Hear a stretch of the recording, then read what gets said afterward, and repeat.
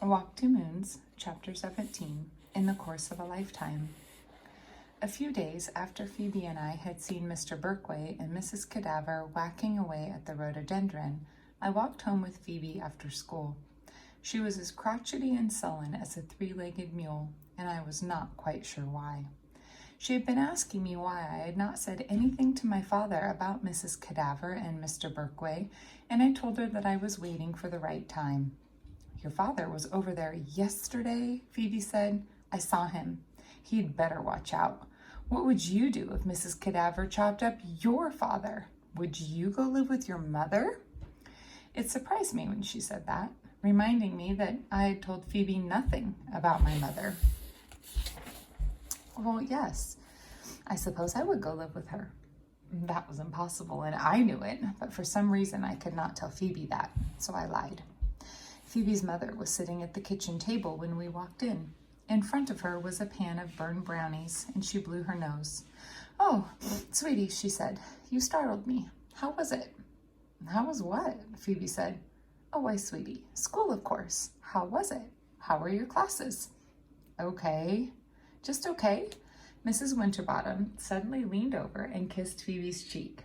"Ugh, I'm not a baby, you know," Phoebe said, wiping off the kiss. Mrs. Winterbottom stabbed the brownies with a knife. "Want one?" she asked. "They're burned," Phoebe said. "Besides, I am too fat." "Oh, sweetie, you are not fat," Mrs. Winterbottom said. "I am." "No, you're not." I am, Phoebe shouted at her mother. "You don't have to bake things for me. I'm too fat. And you don't have to wait here for me to come home. I'm 13 now." Phoebe marched upstairs. Mrs. Winterbottom offered me a brownie, and so I sat down at the table. What I started doing was remembering the day before my mother left. I did not know it was to be her last day at home. Several times that day, my mother asked me if I wanted to walk up in the fields with her.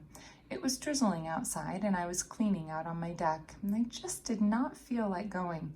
"Maybe later," I kept saying. When she asked me for about the 10th time, I said, "No, I don't want to go. Why do you keep asking me?" I don't know why I did that. I didn't mean anything by it, but that was one of the last memories she had of me, and I wished I could take it back.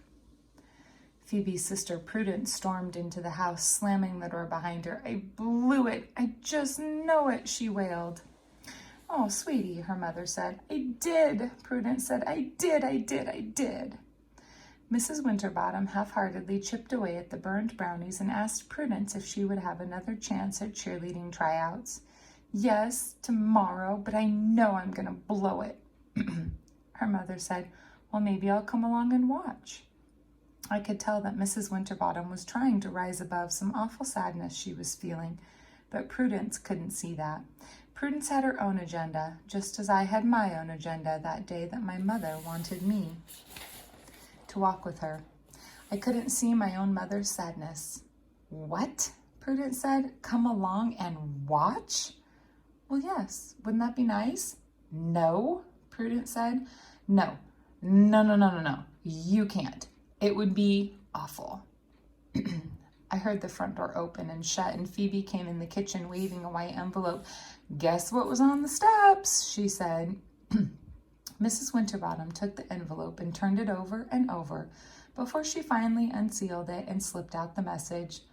"Oh," she said, "who is doing this?" She held out the piece of paper. "In the course of a lifetime. What does it matter?" Prudence said, "Well, I have more important things to worry about, I can assure you. I know I'm going to blow those cheerleading tryouts. I just know it." On and on she went until Phoebe said, "Cripes, Prudence, in the course of a lifetime. What does it matter?"